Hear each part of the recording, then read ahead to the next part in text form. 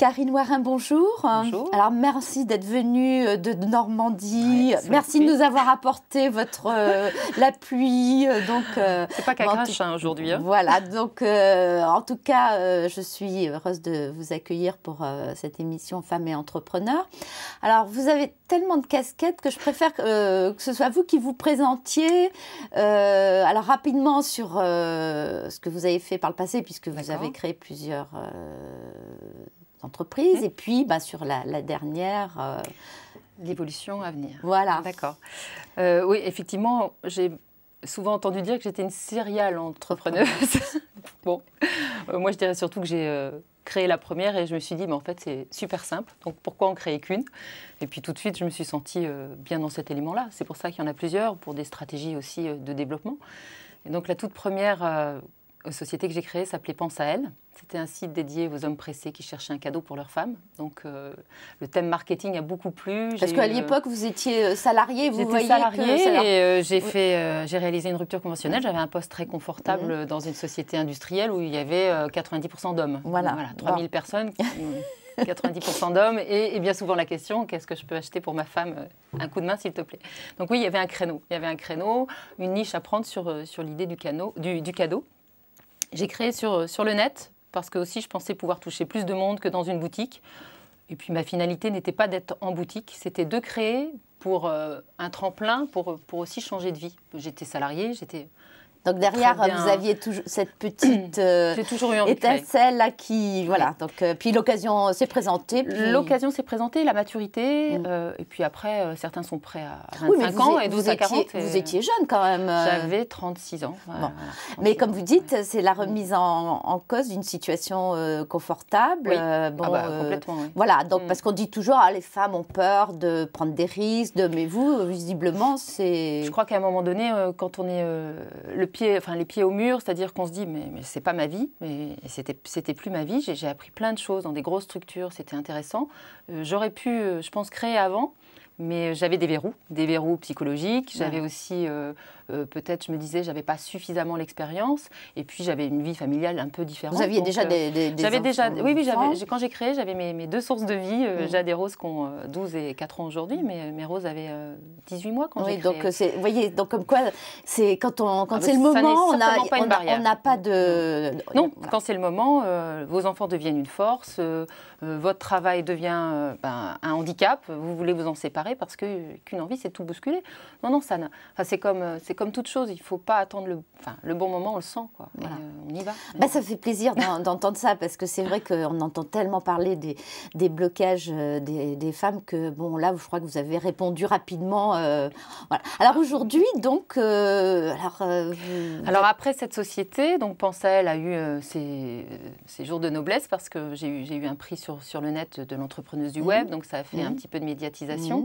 Et j'ai très vite rencontré d'autres personnes entrepreneurs. On a beaucoup échangé et aujourd'hui, je suis associée avec cette personne que j'ai rencontrée, moi, En fait, j'ai créé un réseau, tout au démarrage de mon entreprise, pour ne pas me sentir isolée, parce que je venais de l'industrie, j'allais sur le net. Oui, puis vous avez fait comme beaucoup de femmes, vous avez travaillé de chez vous sûrement au début. Donc... Oui, mais très vite, je me suis ouverte à l'extérieur, parce que ça ne me correspondait pas forcément de rester chez moi. Donc, il y avait des réunions en local, notamment en Normandie. J'ai rencontré mon associé qui, lui, était entrepreneur depuis des années, dans le net depuis 5 ans. Et la complémentarité était évidente. Il avait beaucoup de compétences dans certains domaines, moi dans d'autres.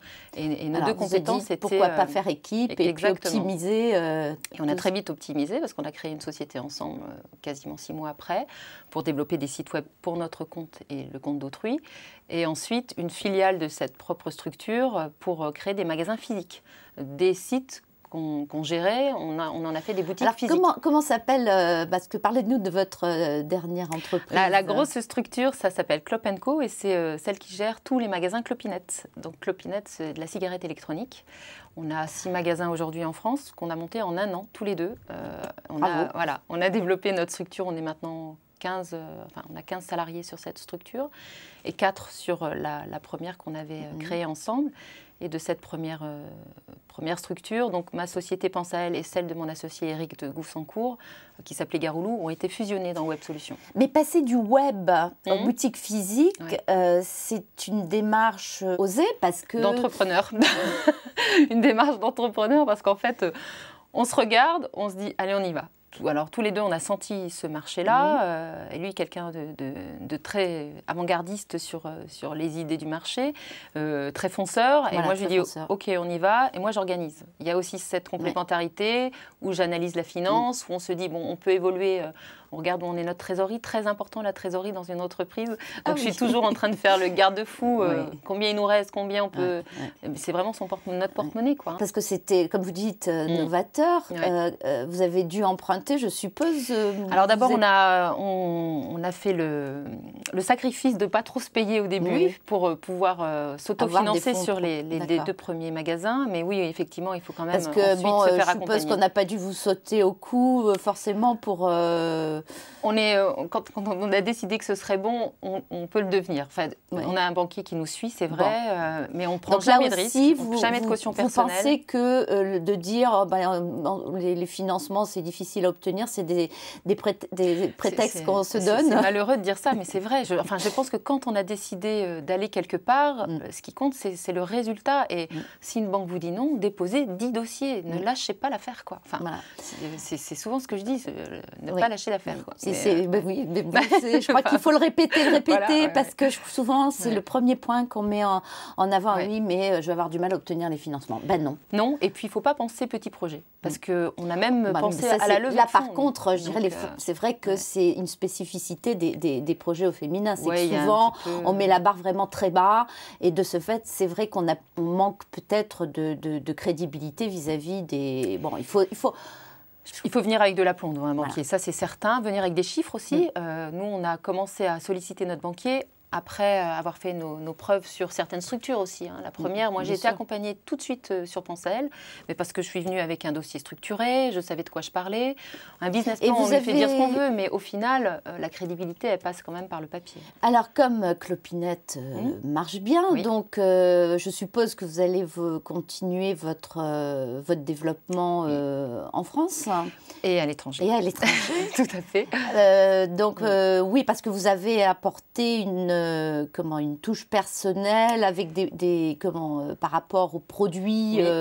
Notre spécificité, c'est effectivement le concept qui quand même aboutit sur Clopinette en termes de design, en termes de conseils. On a recruté des vendeurs vraiment experts dans le domaine de la cigarette électronique parce que malgré tout, on s'est rendu compte, en fait, c'est en créant d'abord un site internet qu'on s'est rendu compte de la valeur ajoutée du conseil et de l'intérêt d'une boutique physique, en fait. Et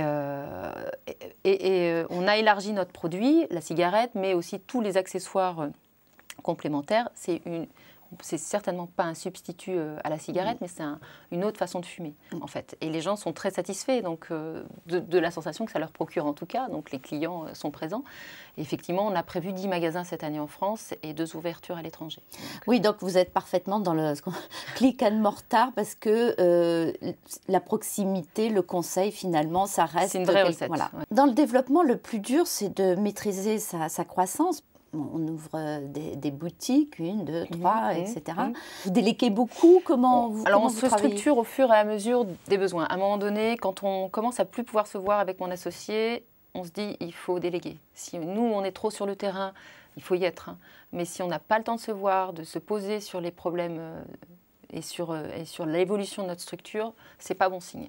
Donc systématiquement, on a un coach aussi, on a un coach 1 fois par mois pour échanger sur nos problématiques. Ah, c'est bien ça. Ouais. Et je pense que on est vraiment un couple dans le travail, donc c'est important d'échanger sur la façon de faire et ça nous donne des clés d'évolution aussi. Souvent, ça nous fait prendre du recul. Alors, je ne peux pas ne pas vous poser la question, comment vous faites pour... Gérer ma vie privée, c'est ça? Ben oui.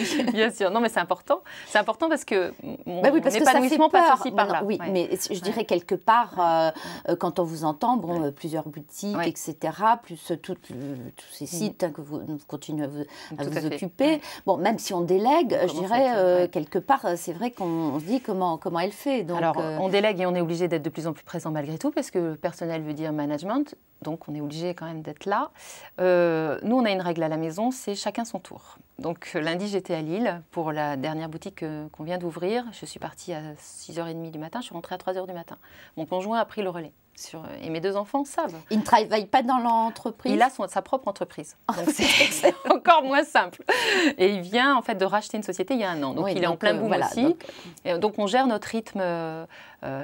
Il était disponible aujourd'hui. Il n'était pas hier. Il ne le sera pas demain. Et voilà, on essaye d'être équilibré. Quand c'est plus lui, c'est plus lui. Quand c'est moi, je peux aussi travailler de la maison. C'est vrai que bon, et les enfants comprennent bien. Et je crois que ma grande m'a dit « Tu t'énerves beaucoup moins, maman, depuis que tu as ton entreprise. » Et elle a raison. Je suis moins disponible peut-être, mais quand je le suis avec qualité.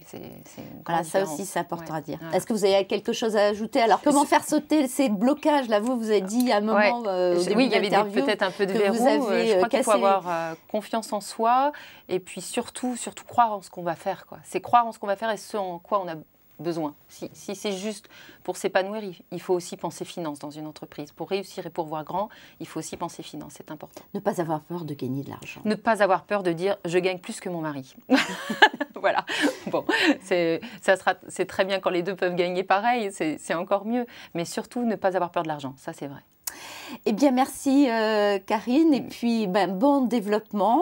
Peut-être même la franchise en perspective. Ça y est, c'est en cours. On a déjà 2 franchisés sur Paris. Donc là aussi, on se fait accompagner. Eh bien, bravo. Merci. Et puis, merci. Je vous en prie.